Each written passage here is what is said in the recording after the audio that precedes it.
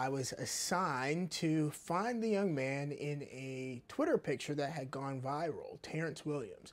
And I had no idea when I met Terrence how much of a difference his story would make in my own life. To be able to tell his story, I think was extremely, extremely important because there's so many narratives and stories that are coming out of Ferguson that I think the real true story of what kind of city Ferguson is lost.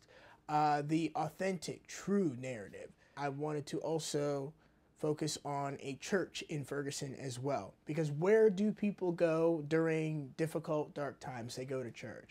And I had the great privilege of meeting Pastor Stoney and being able to talk with him, and even in casually speaking with him, to learn that he marched with Dr. Martin Luther King and has a great perspective on protest.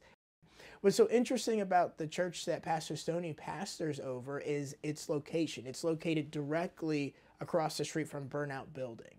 So to meet two great individuals, one of whom cleaning up after the riots, the other who's trying to help clean up on the inside after the riots and after what we've seen in Ferguson, really, I think, provided a great way to tell the real story of Ferguson from people who are in the area. So the title Ferguson Faith Files came from Terrence Williams himself.